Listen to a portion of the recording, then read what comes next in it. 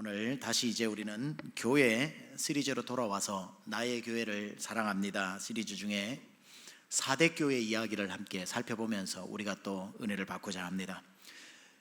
제가 교회 시리즈 설교를 시작하면서도 비슷한 예화를 들기는 했지만 이게 예화입니다. 어떤 사람이 그저 정기검진을 받으려고 병원을 갔는데 의사가 청진기를 대보고 난 뒤에 이런저런 몇 가지 기본 정기검사 검진을 하고 난 뒤에 다시 연락이 와서 조금 정밀검사 해봐야 되겠다고 와보라 그럽니다. 그래서 가슴이 철렁하는데 가서 정밀검사를 마치고 난 뒤에 얼마 후에 다시 연락이 왔는데 보니까 어두운 얼굴을 하고 의사가 이야기합니다.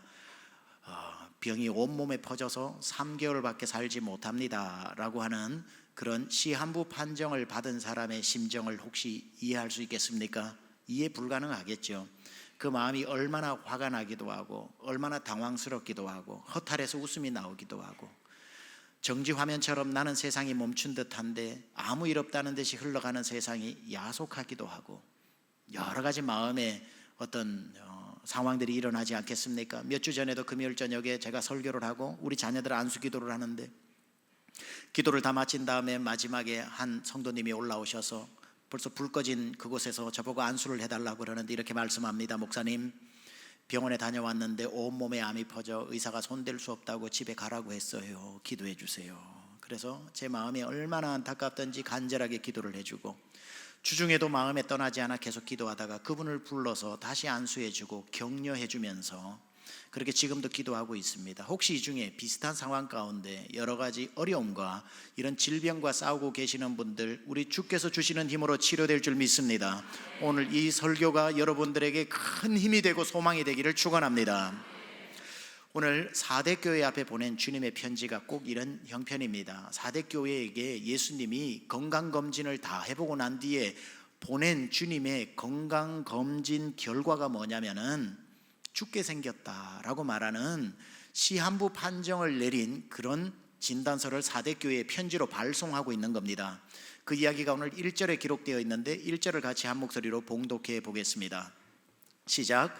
4대 교회의 사자에게 편지하기를 하나님의 7 영과 가라사대 내가 내 행위를 아노니 네가 살았다 하는 이름은 있으나 죽은 자로다. 뭐라고 말합니까? 멀쩡하게 살아있는 것 같은데 내가 진단해보니 지금 시한부 인생을 살고 있는 거다. 죽은 거나 마찬가지다. 주님이 이렇게 안타까운 편지를 보내고 있는 거지요. 가끔씩 너무나 충격적인 진단을 환자가 받게 되면 환자가 화를 냅니다. 의사의 멱살을 붙잡고 얘기를 합니다. 당신이 나를 알고 이런 소리를 하냐? 뭘 안다고 이런 소리를 하냐? 내가 오늘 아침에도 축구를 2게임이나 뛰고 왔는데 무슨 얘기를 하냐고 화를 내지만 어쩔 수 없는 거지요. 이 4대 교회도 이 편지를 받고 그렇지 우리가 죽은 자로다. 누가 이런 얘기 하겠습니까? 4대 교회가 기가 안 차서 하나님한테 얘기할 겁니다. 예수님 우리 교회를 알기나 하세요? 우리 교회가 얼마나 건강한데 우리 교회 아무 문제 없어요 라고 주님 앞에 아무리 따져봐야 주님이 그 진단을 잘못하실 리는 없고 그걸 받아들여야 할지 받아들이지 말아야 할지 참 마음이 복잡하리라고 생각을 합니다.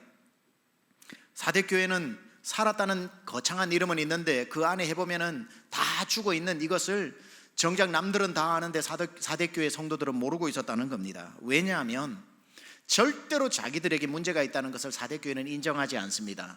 그 당시 4대 교회가 있었던 4대 지역과 그것 때문에 4대 교회에 지금 일어나고 있는 일들 때문에 더더욱 받아들일 수 없었던 거죠. 무슨 뜻이냐면 이 4대 지역은 그 오랜 역사 중에 전에 없었던 놀라운 중흥기를 보내고 있었기 때문에 4대 지역이 막 지금 무역으로 번창하기 시작하고 그러다 보니까 4대 교회도 물질이 부족한 것도 없고 4대 교회도 잘 나가고 있는 이전에 없었던 영광을 누리고 있는데 갑자기 희한한 진단서가 날라왔단 말이지요. 여러분 4대 지역을 먼저 설명드리겠습니다. 4대 지역이라고 하는 것은 얼마나 무역이 번창되어 있냐면 옛날 도시에는요 무역로가 그 도시로 하나만 지나가도 그 도시 사람이 다 먹고 살았습니다. 그런데 이 4대 지역에는 장장 무역로가 5개나 지나가는 곳이었습니다. 그러니 얼마나 번창했는지 여러분 상상이 되시지요. 그렇게 장사 잘해서 돈 벌어 놓으면 뭐합니까? 다른 나라가 쳐들어와 가지고 다 훔쳐가 버리면은 또 의미 없는 일이지만 놀랍게도 이 4대 지역은 앞으로는 강이 흐르고 뒤로는 높은 산이 가로막고 있고, 그런데다가 4대라고 하는 이 도시는 땅에서부터 250m나 높은 곳에 위치하고 있기 때문에 난공불락의 천연 요새입니다. 그 어떤 사람도 와서 이 도시를 점령할 수 없는 그러한 천연 요새에다가 무역로가 5개나 지나가고 있으니 안정과 부귀와 영화를 다 가지고 있는 도시가 바로 4대 지역이었다는 겁니다. 그러니 4대 교회인들 이런 부가 흘러들어오지 않았겠습니까? 아마 7교회 중에 가장 부유한 교회가 4대 교회였을 겁니다. 4대 교회도 승승장구하면서 우리 교회 복받았다, 우리 교회 복받았다라고 생각하고 있던 차에 주님이 진단하고 보내온 편지가 다 죽게 생겼다라고 하는 청천벽력 같은 편지를 받았다는 말이지요. 여러분, 한때 물론 이 4대라고 하는 지역이 얼마나 요새였냐면은 BC 546년에 페르시아의 임금이었던 고레스에 의해서 이 점령이 될 때, 그때 시기에 돌아보면 아나톨리라고 하는 제국이 있었는데, 아나톨리라고 하는 그 제국의 수도가 4대였습니다. 얼마나 이 도시가 좋았으면 한 나라가 수도로 삼았겠습니까? 이런 4대 교회는 이처럼 4대 지역을 닮아서 번창하고 있었고, 그래서 4대 지역의 그 당시에 이 편지를 받는 시절에 4대 지역의 별명이 뭐냐면 황금의 도시였습니다. The City of Gold였습니다. 그리고 이 4대 지역에서 하는 일이라고는 파티와 유흥과 쾌락과 오락이 지배했던 도시였습니다. 무엇 하나 부족함 없는 도시에 세워진, 무엇 하나 부족함 없는 교회를 향해 주님이 보내신 것이, 너희가 살았다는 이름은 거창하지만 실상은 다 죽어 있다고 말씀하고 있으니, 더욱이 이 546년에 고레스 왕에게 망한 뒤에 유야무야 그냥 그렇게 지내오던 이 4대 지역이 예수님 시대, 즉 이 편지를 쓰던 이 시대는 전례 없는 리바이벌, 다시 리바이탈라이제이션, 다시 중흥기를 맞이하고 있었는데 이전에 없었던 영광을 누리고 있는 이런 상황에 보내온 편지였다는 겁니다. 여기에 중요한 교훈이 있죠. 전에 없었던 부흥을 누리고 있고 전에 없었던 부귀와 영화를 누리고 있는 그때의 주님은 가장 위험하다고 말씀하고 있으니 우리를 긴장시키는 것 아니겠습니까? 우리가 보기에는 저분 복을 받았다, 저분은 자녀도 잘 된다, 하는 일마다 복을 받았다라고 하는데 주님이 보시면서 아니야 그렇게 보일 뿐이야, 지금 저 사람이 가장 위험한 시기야 라고 주님의 진단서와 우리가 내리는 진단서가 다르다면 어떡하겠습니까? 주님은 세상의 겉으로 보이는 대로 판단하지 아니하시고 우리의 깊은 곳을 진단해 보시고 우리의 영적인 건강을 체크하신다는 것을 기억해야 합니다. 자, 그렇다면 이 4대 교회에 내려진 사망진단서, 시한부 판정, 정말 4대 교회는 다시 살아날 방법이 없는 걸까요? 이렇게 그냥 죽어버리고 마는 걸까요? 감사하게도 여러분, 일전에도 이 요한계시록에 보낸 7편지의 특징을 말씀드렸습니다. 7교회에게 편지를 보낼 때 어떤 교회는 책망하고 어떤 교회는 칭찬하고 어떤 교회는 책망도 하고 칭찬도 하고 4대 교회처럼 책망만 하고 이렇게 보내기는 하지만 보내는 이 편지는 중간고사 점수라고 그랬습니다.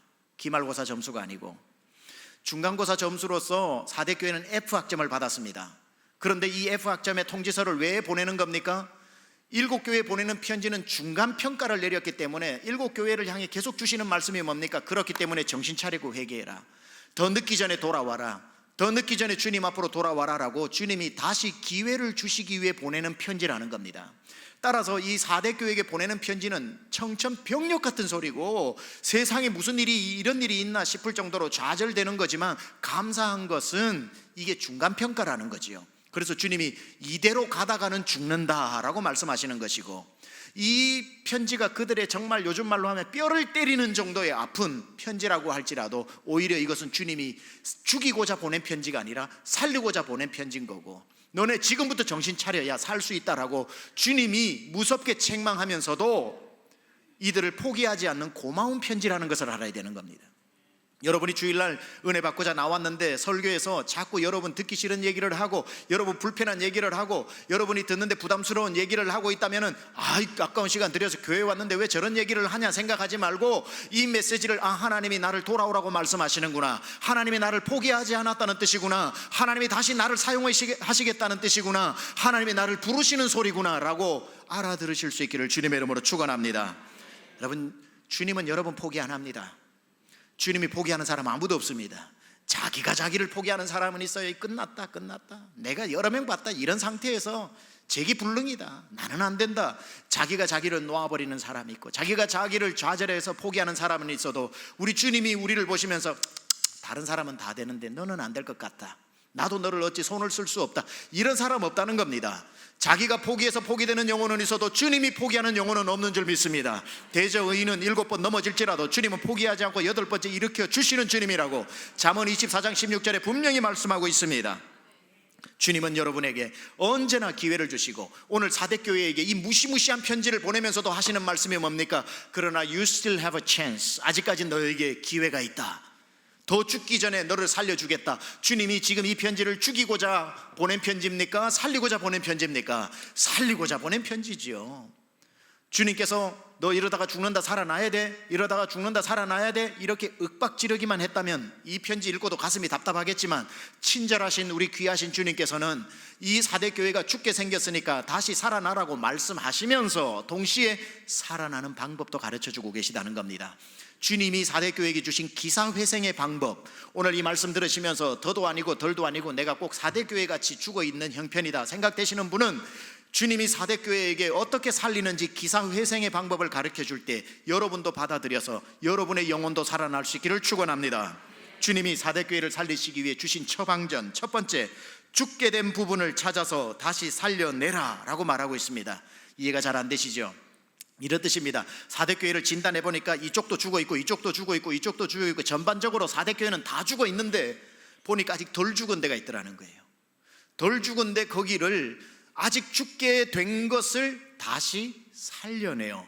다시 회복시켜 나머지 죽은 것에 전염시켜서 나머지도 다 살려내라 라고 주님이 지금 말씀하고 있는 게 2절 상반절인데, 2절 상반절에 이렇게 말씀하고 있죠. 너는 일깨워 그 남은 바 죽게 된 것을 굳게 하라. 자, 여기 보면은 그 남은 바 죽게 된 것, 질문 드립니다. 죽었다는 뜻입니까? 안 죽었다는 뜻입니까? 거의 죽어간다는 뜻이지만 죽은 것은 아니죠. 그러니까 주님 말씀하시는 게, 너는 보니까 이쪽 부분도 죽었다, 너네 교회는 이쪽 부분도 죽었다, 이거 진단해 보니까 여기 다 세포가 죽었다, 그런데 보니까 죽어가고 있지만 아직 안 죽은 게 하나가 있다. 그걸 어떻게 하라고요? 일깨워, wake up, 다시 흔들어 깨워서 그걸 굳게 하라, 굳게 하라. 스테리손이라고 하는 것, 다시 활력을 불어 넣어라, 다시 원기를 회복시켜라. 다시 굳게 하라는 것은 그걸 다시 생명을 주어 살려내라, 이런 뜻입니다. 여러분의 삶 가운데에서 많은 부분들이 죽어 있을지라도 죽지 않은 한 부분이 있으면은 거기에 집중해서 그걸 살려내라고 말하는 거지요.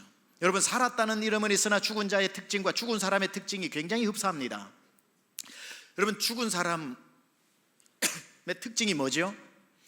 입이 있으나 말을 못하고, 눈이 있으나 보지 못하고, 귀가 있으나 듣지 못하고, 손이 있으나 움직이지 못하고, 발이 있으나 걷지 못하고, 심장이 있으나 뛰지 않는 것, 죽은 사람이죠.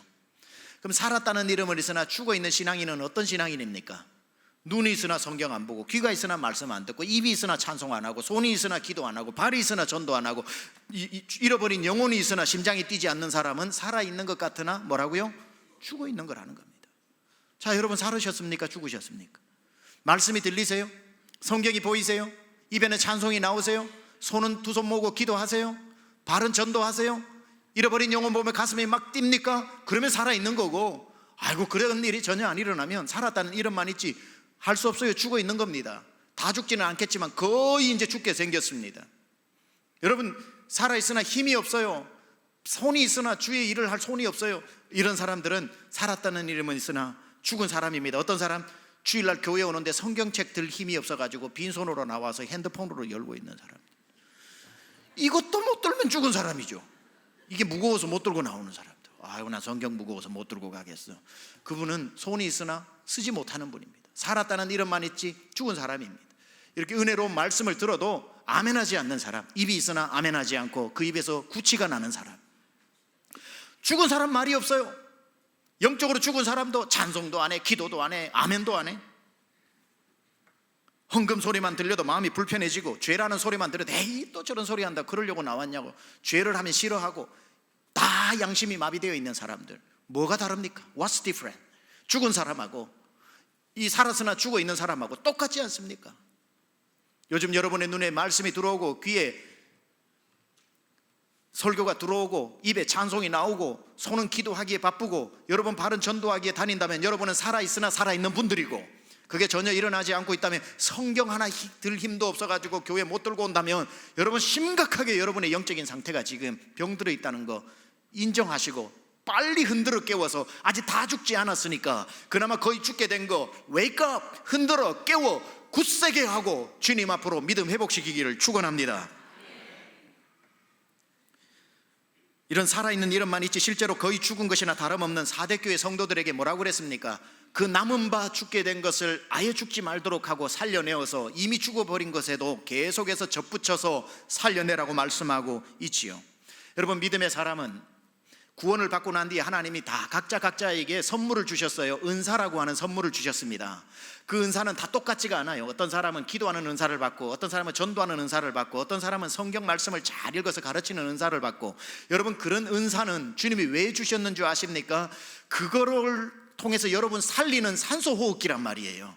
그 은사는 절대로 다른 것은 내가 잘하지 못해서 전도도 잘 못해, 다른 건 못해, 그러나 하나님이 특별히 그 사람에게만 준 그거는 죽여버리면 안 됩니다. 그거는 생명 걸고 살려내야 되는 겁니다. 은사를 줬는데 그것도 몇 년째 사용하지 않고 있으면 그건 죽어버리면 그 사람은 소망 없는 사람이에요. 그래서 하나님이 왜 은사를 주시는가? 그 사람에게 그 방법으로 그 사람 살리려고 주신 것이 은사라는 거지요. 어떤 사람은 아멘의 은사를 받은 사람이 있습니다. 그 사람은 아멘해야 사는 사람입니다. 세미양교회 제가 목회를 할 때 우리 아멘 권사님 계셨어요. 아멘 권사님. 우리 정교인이 아멘 권사님이라고 불렀습니다. 제가 설교를 하면요, 아멘 하는데 2500석이 등 하니 그냥 울립니다. 아멘. 한 80 다 되셨는데 아멘. 꼭 그 아멘 소리가 얼마나 꾀꼬리같이 청명한지 40대 초반도 그런 목소리 못 낼 것 같아요. 아멘 딱 하는데요, 설교 때마다 이분은 은사를 받았어요. 그러니까 아멘 하는데 그 소리 때문에 새 가족들이 정착을 못해. 문제는 나는 이 교회 너무 좋은데 저 아멘 소리가 거슬려가지고 예배 때 집중이 안 된다고 정착을 안 하는 경우가 생기는 거예요. 어떤 분은 제 설교 CD를 타주에서도 많이 듣고 하는데 전화가 와요. 그러면서 목사님 설교가 너무 좋은데 중간중간에 아멘 소리 들리는 그분 이거 컴퓨터로 그 소리 지울 수 없어요? 이렇게 물어보는 사람도 있고, 그 옆자리에는 갑자기 놀라니까 앉지도 않고 그렇게 하지만 그분은 아멘의 은사를 받은 분입니다. 근데 이분을 제가 왜 아멘의 은사라고 얘기하냐면요, 이분 진짜 은사 받았어요. 아멘 은사를 잘못 받는 분이 있고 제대로 받는 분이 있는데요, 제가 16년 반 17년 목회하는 동안에 그분이 저랑 신앙생활 한 13년 하셨어요. 13년 하는 그 동안에 새벽 설교, 금요 설교, 제가 주일 설교 다 하는데 단 한 번도 아멘 안 해야 될 때 아멘 한 적이 없어요. 이분은 정확하게 아멘 해야 될 때만 적재적소에 아멘을 하니까 이분은 아멘 은사를 받은 분이란 말이죠. 근데 비슷하게 받아도 예배를 방해하는 아멘이 있어요. 울산에 저희 작은 누님이 처녀 때 다녔던 교회에 제가 저녁 예배 같이 갔다가 거기 앉았는데 그 교회에 아멘 은사를 받은 한 연세 있으신 분이 계셨어요. 맨 앞자리에 앉아가지고 목사님 뭔 말만 하면 아멘 아멘을 하는데, 아멘 하면 안 되는데 아멘을 자꾸 하는 거예요. 그분이 하면 지옥 가시기 바랍니다 하는데 아멘 하면 안 되잖아요. 근데도 무조건 아멘 하니까 목사님이 결국에는 이러시더라고요. 아멘 좀 하지 마세요, 이렇게 얘기를 한 거예요. 그러니까 그분이, 저는 아직도 기억해요, 내 아멘 내가 하는데 왜요? 아멘 아멘 아멘 아멘 아멘 이렇게 5번을 해버리더라고요. 그걸 5번을 해버리더라고요. 아멘 아멘 아멘 아멘 이렇게. 그분은 은사가 없는 분이에요. 교회에서 자제시켜야 되는 분이에요. 그런데 이분은 정확하게 아멘을 하거든요.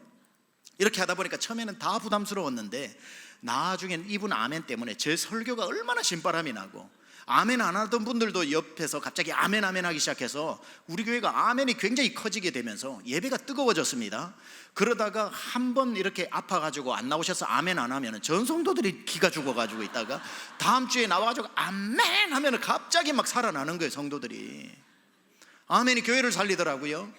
그런데도 새 가족들은 싫어해요. 또 적응해야 되니까 와가지고 목사님 저분 아멘이 좀 그래요 이렇게 얘기를 하면 제가 얘기를 합니다. 그 마음 이해합니다. 근데요, 저분은 아멘 하나로 살아온 분입니다. 그분의 삶을 알면요, 아멘이 그분을 살려낸 아멘으로 살아온 사람입니다. 그 남편이 얼마나 긴 세월 동안 이분을 힘들게 했는지 몰라요. 그때마다 교회 나와서 울면서 말씀 떨어질 때마다 아멘 아멘 하면서 본인이 봉순아 네가 살아야 된다, 봉순아 네가 살아야 된다, 아멘으로 낙심된 영혼을 깨운다니까요. 그분의 자녀가 50이 넘을 때까지 50년 평생 자녀가 아파요. 그걸 키워내면서 얼마나 낙심되고 얼마나 힘들었겠습니까? 죽고 싶을 때에도 교회 나와서 말씀 한마디 가지고 아멘 아멘 할 때에 자기의 영혼을 죽이지 않기 위해 살려냈단 말이에요. 그분이 아멘 멈추잖아요, 그분 죽습니다. 그분은 아멘으로 교회를 살리는 게 아니라 자기 영혼을 흔들어 깨우면서 나는 죽지 아니하리라, 나는 주님과 멀어지지 아니하리라, 나는 이 믿음 변치 아니하리라 살아내더라는 거예요. 그런 아멘과 같은 하나님이 독특하게 그 사람에게 역사하시는 채널이 있다는 말이지요. 또 한 분이 계셨어요. 그분은 연세가 80이 넘었는데 비가 오나 눈이 오나 전도지를 가지고 나가 전도를 합니다. 얼마나 귀한 분입니까? 그렇게 전도를 하는데 자녀들이 효자예요. 자녀들이 효자라서 어머니한테 와서 어머니 평생을 그러셨으면 됐는데 이제 빗길에 눈길에 넘어지면은 뼈 부러지면 회복도 안 되는데 어머니 이제 그만하고 우리를 봐서라도 그만하세요 하니 자식 이기는 부모가 어디 있습니까? 나중에 할 수 없이 자식들의 부탁 때문에 전도지를 딱 내려놓는 순간 침상에 누워가지고 병상에 누워가지고 돌아가셨단 말이에요. 그분은 그 전도지가 자기를 살리는 거였지, 그 전도지 자식들이 효도한다고 했는데 영적으로 무지해서 그런 얘기를 하는 겁니다. 자녀를 그렇게 훌륭하게 키우고 그분이 지금까지 살아온 것은 그 전도지 한 장이, 그 전도지가 죽어버리면, 전도를 전하는 손이 멈추어지면은 그 영혼이 죽는다는 걸 몰랐던 거죠. 다 누구에게는 전도의 방법으로 살려주고 누구에게는 아멘의 방법으로 살려주는 그것만큼은 오늘 사대교회에 너희에게 다 죽었지만 남은 바 그것마저도 죽게 된 그것을 다시 살려내라고 주님 말씀하고 있는 그 말씀, 사대교회 살리려고 주신 주님의 기사회생의 방법이라는 겁니다. 어떤 집은 아멘이 죽어버리면 그 집이 망하고 자녀도 잘 안 되지만 아멘을 통해 하나님의 은혜가 흘러들어가는 사람이 있고, 어떤 사람은 전도를 통해서 그 집에 하나님의 은혜와 복이 흘러들어가는 사람이 있더라는 겁니다. 유난히 찬송을 잘하는 사람이 있다고요. 다 찬송한다고 복이 다 흘러가는 게 아니라 어떤 사람은 너는 찬송하기 위해서 내가 특별히 너를 은사자로 세웠다. 그런 분은요, 집에 설거지하면서도 찬송해야 돼요. 운전하면서도 찬송해야 돼요. 왜냐하면 그 사람의 찬송은 찬송이 아니에요. 자기를 살리고 가정을 살리는 찬송이고 하나님의 나라를 살리고 교회를 살리는 찬송이기 때문에 여러분 한번 돌아보세요. 찬송이 멈추어진 적이 언제입니까? 그거 죽어가고 있는 겁니다. 죽어가는 찬송 살려내야 됩니다. 그렇게 부르던 찬송 집에서 안 부른 적이 몇 달입니까? 차 안에서 찬송이 멈춘 적이 얼마입니까? 만약에 하나님이 찬송으로 복을 주시는 사람의 찬송이 죽어가고 있다면, 나머지도 죽었는데 찬송까지 그 사람 죽으면 그 사람 죽는 겁니다. 왜 찬송을 멈춥니까? 주님이 그 사람은 찬송으로 살리려고 하셨는데, 울고 있는 형제여 왜 찬송을 잊었는가? 어둠 속의 찬송은 기적을 부른다오. 울고 있는 형제 왜 울고 있냐고요? 주님 말씀은 네가 왜 울고 있느냐? 찬송하면 되지, 찬송하면 되지. 네가 찬송하면 내가 너 살려준다고 하지 않았느냐? 울고 있는 형제요 왜 우냐? 찬송하지. 여러분, 찬송의 은혜를 받고 찬송의 힘으로 살아오신 분들은 찬송을 멈추지 마시기 바랍니다. 그 여러분 살리는 하나님이 주신 선물입니다. 어떤 사람은 기도 가지고 사는 겁니다. 문제만 있으면 주님 앞에 달려나와 기도하면요, 나는 무릎 꿇고 주님은 일어서고, 나는 손을 모으면 주님은 팔을 펼치고, 나는 눈을 감으면 주님은 눈을 부릅뜨고 나를 도와주시는 기도의 능력을 가지고 집안을 일으키고 자녀를 주님 앞으로 돌아오게 하고, 잃어버린 집 나간 남편, 믿음 없는 남편을 주님 앞으로 돌아오게 하고, 쓰러져가는 기업을 이렇게 세우고, 무릎에 기도 하나 가지고 이렇게 세운 사람, 이제 좀 평안해지면 기도부터 멈추기 시작하면 안 되지요. 기도 때문에 살아왔는데, 야고보는 기도를 많이 해가지고 야고보 사도는 그 무릎이 낙타 무릎처럼 딱딱해졌다고 했는데, 여기에도 문제만 생기면 기도하느라 무릎이 딱딱해져서 바늘로 찔러도 굳은 살 때문에 아프지도 않던 분들이 조금 살만하니까 그때부터 기도하지 않아서 이제는 3살이 무릎에 돋고 이 손톱만 스쳐도 아야야 아픈 이제는 기도하지 않는 사람이 되었다면 그분은 죽게 되는 겁니다. 기도를 살려야 되는 거지요. 기도로 살아야 하는 사람 다 그런 건 아니에요. 전반적으로 그렇지만 그러나 특별히 기도 연사자로 부른 사람들은 그 기도가 자기를 살린다는 것을 알아야 되고 교회를 살려야 된다는 것도 알고 그 사람의 기도로 가정이 사는 것도 알아야 되는 겁니다. 그거 죽으면 끝나는 겁니다. 그 사람은. 금요일 저녁마다 우리가 불렀던 요즘 부르는 찬양이 뭡니까? 너 기도를 멈추지 마라. 내가 너의 그 모든 상황을 어떻게 해요? 바로 역전시키리니. 어떻게? 너 기도를 멈추지 마라. 내가 잠시도 쉬지 않고 너를 지켜보고 있으니 어떻게 돼요? 바로 역전되리라. 언제요? 이제 역전되리라. 왜 그런 일이 일어나요? 너 기도를 멈추지 마라. 내가 잠시도 쉬지 않고 너를 지켜보고 있으니 어떻게 돼요? 바로 역전되리라. 네가 살아나리라. 이제 응답되리라. 기도해야 할 사람은 기도해야 된다고요. 어떤 분은 성경 필사를 하는 분이 있더군요.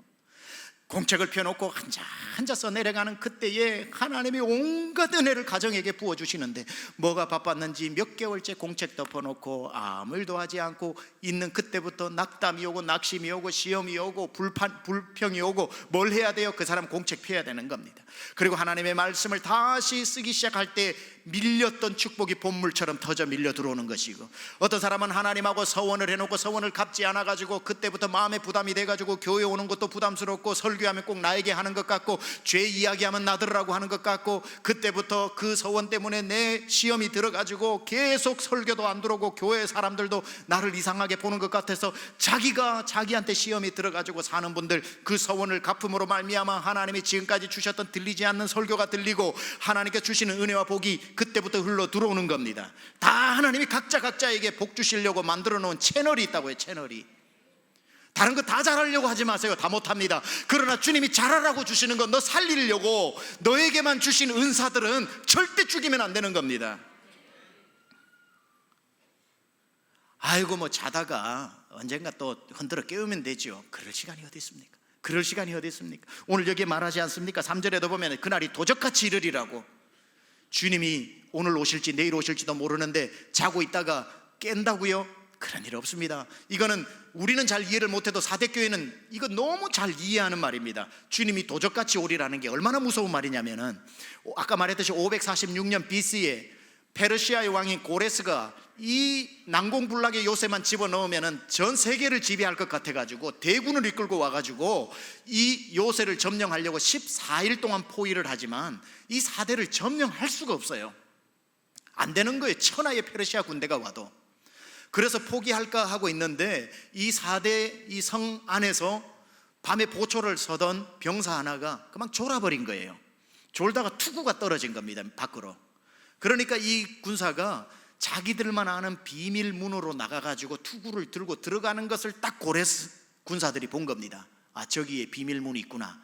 밤에 사람을 그쪽으로 집어넣어가지고 성문을 다 안에서 빗장을 열어버리고 하나 둘 셋에서 일시에 쳐들어가가지고 함락시켜서 멸망해버린 거지요. 도적처럼 임했던 겁니다. 그러니까 이 사대교회에 그때의 뼈 아픈 역사가 있기 때문에 주님이 도적처럼 갑자기 온다는 말을 들으면 대번에 그 말을 이해하는 겁니다. 오늘 주님이 우리에게도 그렇게 깨우라고 그럴 때 아이고 좀 더 자고요, 내일 열심히 하죠, 뭐 회복, 뭐 지금까지 괜찮았는데 좀 더 누리고 모레 하죠. 그날은 우리나라 아닙니다. 오늘 이 말씀이 전해지는 이 날이 하나님이 우리에게 주시는 마지막 기회인지 누가 압니까? 여러분, 하나님이 저마다에게 주신 은사를 잠재워서는 안 됩니다. 여러분이 아는 다윗은 뭘 제일 잘하는 사람입니까? 가장 많이 썼죠? 시편. 노래를 제일 잘하는 사람 아닙니까? 그는 수금을 키고 비파를 키면요, 이스라엘 사람들 귀신도 다 떠나갔다 그랬습니다. 그러면 다윗은 평생 하나님이 뭘 할 때 축복을 주셔요? 찬송하고 연주할 때 축복을 주시는 사람. 그래서 그는 광야를 다니면서도 찬송하기를 멈추지 않았고, 그게 74편이나 시편으로 들어간 것 아닙니까? 그러나 그가 광야로 내몰렸을 때 무슨 생각을 했을까요? 하나님이 날 연단시키나 보다. 나 괜찮아. 나는 나의 가는 길을 그가 아시나니 나를 단련하시면 정금같이 나올 거야. 하나님, 6개월만 도망가면 됩니까? 6개월 후에 응답이 안 되네요. 1년 정도 나를 단련하시나 보다. 1년 지났는데도 응답이 안 되네. 그래도 서당께도 3년인데 3년은 내가 훈련받아야지. 3년 지났는데도 주님이 회복을 시켜주시지 않네. 그래도 소망을 버리지 않고 찬양하기 시작하고, 비파로 밤이 오면 별들 밑에서 찬양하기 시작했는데 5년이 지났는데도 응답이 없네. 7년이 지났는데도 주님이 나를 돌아보지 않네. 10년이 지났는데도 돌아보지 않네. 최대 그의 광야 생활이 14년이라고 얘기하거든요.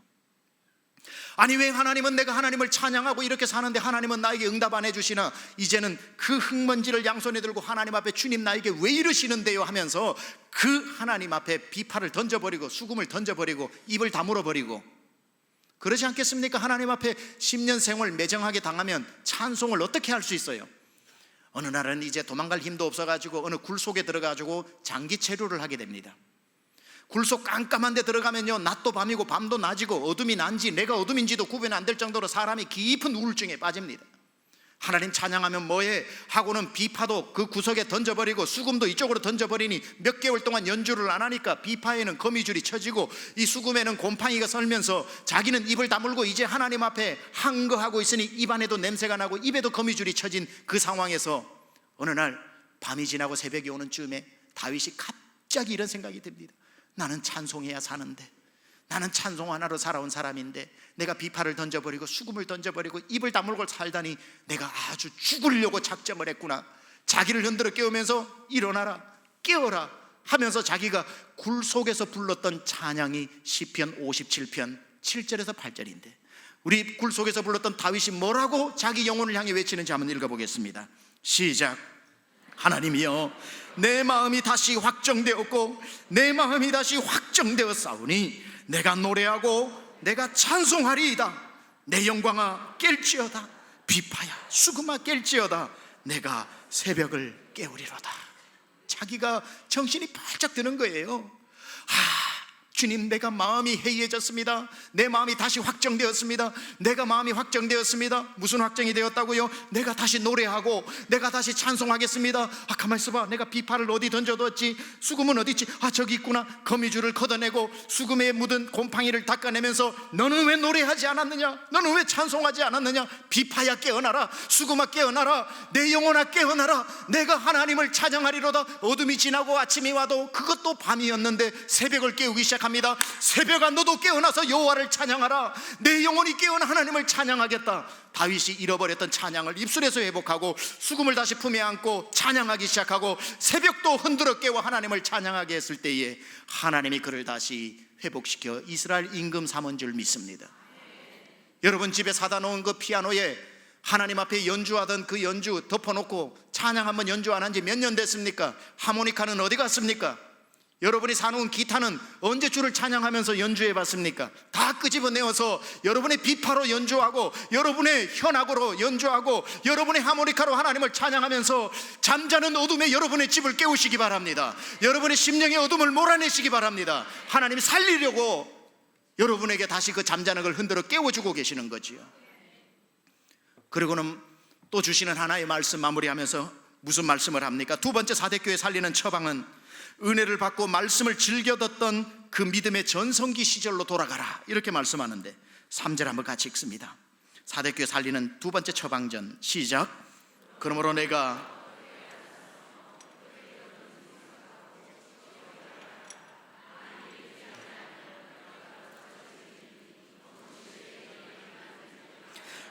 뭐라고 말씀합니까? 사대교회 보고 깨어라고 하면서 네가 어떻게 받았으며, 다른 말로 네가 어떻게 은혜를 받았으며 어떻게 설교를 들었고 말씀을 들었는지 생각하라는 겁니다. 지금 뭘 얘기하는 거지요? 네가 한참 은혜 받던 그때 어떻게 은혜를 받았는지 생각하라는 거. 네가 그때 꿀송이보다 더 달게 설교를 듣고 말씀을 읽던 어떻게 성경을 읽었는지를 한번 돌아보라는 겁니다. 여러분 돌아보면은 여러분만의 믿음의 전성기가 있지 않습니까? 돌아보면 그때 나는 최고의 전성기를 달렸다. 그때는 눈 감고 떠도 5시간 지나 있더라. 전도를 하고 고무신이 다 헤어졌는데도 피곤한 줄 모르겠더라. 성경을 읽는데도 다음 구절이 뭘까 궁금해가지고 꿀송이보다 달아가지고 손에 놓지를 못하겠더라.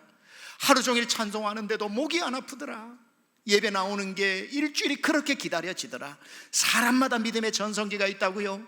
오늘 누구에게나 그런 전성기를 주십니다. 왠 줄 아세요? 최고 정점을 찍는 그때를 하나님이 경험하게 하시고는 그때와 지금을 비교해 보라고, 그때보다 식어져 있으면 그때로 돌아가라는 거예요. 그때 믿음을 회복하면 너는 살게 될 것이라는 거지요. 그러므로 네가 어떻게 은혜를 받았으며 어떻게 말씀을 들었는지 생각하고 지켜라. 그렇지 않으면 회개하고 돌아가라. 이렇게 말씀하고 있는 거예요. 여러분이 우리 김충기 목사님을 통해서 은혜를 받으면서 피곤한 줄도 모르고 여러분이 정말 주를 섬겼던 그때가 여러분의 정점이었다면 오늘 다시 그때 믿음을 회복하라는 것이고, 우리 피영민 목사님을 통해서 은혜를 받아서 주님 앞에 충성했다면 그 정점의 시기로 돌아가라는 것이고, 이제 혹시나 저를 통해 가지고 이 몇 개월 동안에 여러분이 가장 은혜를 받고 있다면 이날의 믿음의 온도를 기억해서 이것보다 식어지지 말라는 겁니다. 그래서 항상 그때를 기억해서 그때만 생각하면 내가 식어진 게 정신이 번쩍 들 수 있도록. 베드로도 갈릴리에서 예수님을 만났기 때문에 평생 그는 갈릴리만 생각하면 식어진 믿음이 회복되어서 힘들 때마다 갈릴리로 가잖아요. 나 어느 날 꿈속을 헤매며 어느 바닷가 거닐 때 그 갈릴리 오실이 따르는 많은 무리를 보아하는 베드로의 노래입니다. 나는 갈릴리만 생각하면 로마에 있어도 다시 주님 내 손 잡아주던 그때의 은혜가 돌아오고, 광야길을 헤매던 모세는 힘들 때마다 시내 산으로 올라가서 나를 만나줬던 그 시내 산을 잊어버리지 않아서 이스라엘 40년 출애굽할 수 있는 믿음의 리더가 되었던 것이고, 저는 미국에 가서 21년 살면서 제 믿음이 참 힘들어질 때마다 저 구원시켜준 은평교회 중학교 2학년 예수 믿고 난 뒤 1년 동안 토요일마다 철야를 하던 그 예배당 머릿속으로 그리기만 해도 내가 정신이 팍쩍 들면서 날 어떻게 구원해 주셨는데, 목회를 하다가 힘들어가지고 하나님 나를 주의 종으로 부르신 것 맞습니까? 는 의심해 본 적 없지만 왜 이 힘든 곳으로 나를 목회자로 부르셨나고 할 때는 고등학교 2학년 때 울산 침례교회 지하 예배당에서 새벽에 날 불러주셨던 소명의 날을 기억하며 그 현장만 생각해도 내 마음이 갑자기 뜨거워지는, 나를 다시 불릴 듯 일어나게 하는 그 날을 기억하는 것처럼, 오늘 여러분의 믿음이 식어졌다면, 여러분이 예전에 전성기 때와 다르다면 다시 여러분의 믿음이 그 전성기 때로 회복하기를 축원합니다. 주님이 여러분 살리시려고 그러는 겁니다. 찬송을 잊어버린 분들은 찬송을 회복하시고, 기도를 잃어버리신 분들은 기도를 회복하시고, 여러분의 믿음의 전성기 온도와 지금의 온도 차이가 너무 많이 난다면 다시 그때의 영광을 회복하시기 바랍니다. 주님은 은혜를 기억하는 사람만 사용하십니다. 사탄은 은혜를 기억하고 사는 사람을 무서워하는 것입니다. 여러분들이 오늘 다시 한번 주님이 포기하지 않고 중간고사 점수가 어떻게 나왔든지 상관없이 다시 흔들어 깨워 일어나라, 찬송하라, 일어나라, 기도하라, 일어나라, 나에게 주신 하나님의 은사를 회복하여 평생의 주님 앞에 쓰임받는 저와 여러분 될 수 있기를 축원합니다. 우리 먼저 찬송부터 하는데 너 기도를 멈추지 마라 찬송하겠습니다.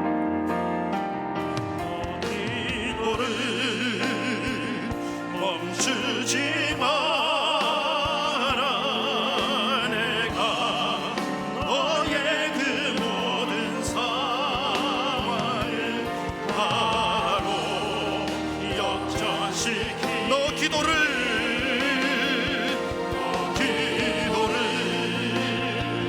멈추지 마라. 내가 잠시도 쉬지 않고 모든 걸 지켜보고 있으니 너 찬송을 멈추. 우리 함께 일어나 찬양합니다.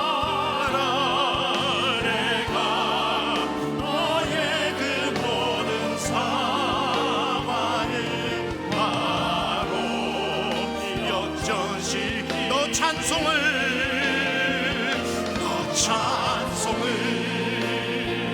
멈추지 마라.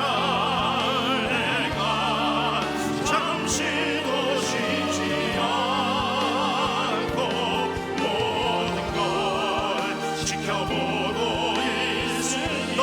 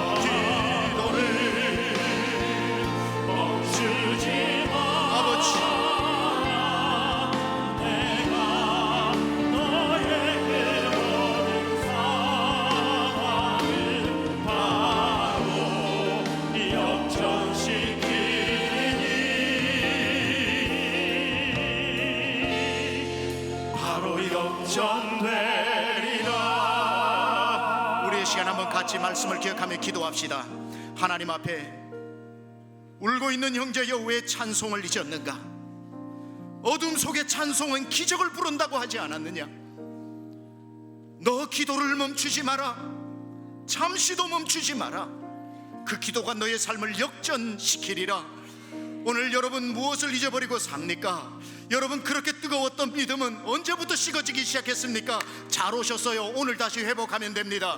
주여 내가 오늘 다시 살겠나이다. 내 영혼아 깰지어다. 비파도 깰지어다. 수금도 깰지어다. 어둠의 새벽이여 깰지어다. 주님 내가 다시 노래하고 찬양하리이다. 주여 나를 살려 주시옵소서. 주여 한번 부르짖고 기도합니다. 주여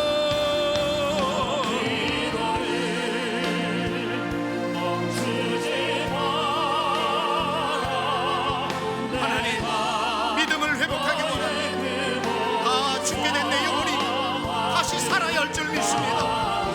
하나님 기도도 회복시켜 주시고 찬송도 회복시켜 주시고 하나님 내 속의 기쁨도 회복시켜 주시고 날 살리려고 주신 주님의 은혜 하나님 아버지 절대로 잊어버리지 않게 하소서.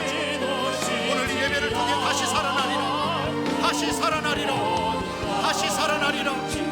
다시 살아나리라.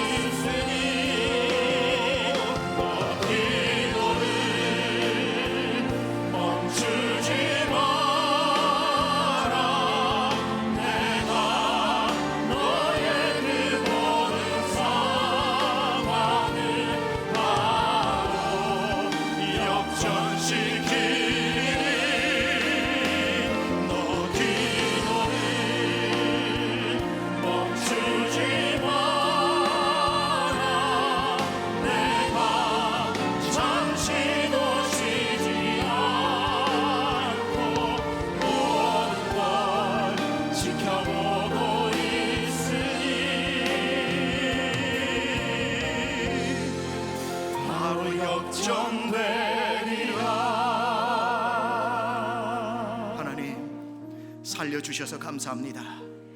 우리 영혼이 다시 소생케 하시니 감사합니다. 찬송을 되살려주시고 하나님 믿음을 되살려주시고 기도하는 이 심령을 되살려주시고 전도의 손을 되살려주셔서 감사합니다. 살겠나이다. 살겠나이다. 오늘 병중에 나온 성도는 예수 이름으로 치료받게 하시고 가정에 어려움이 있는 성도는 하나님 아버지 살려주시옵소서.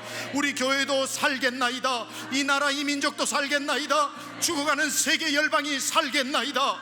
주 예수의 이름으로 살아나리라.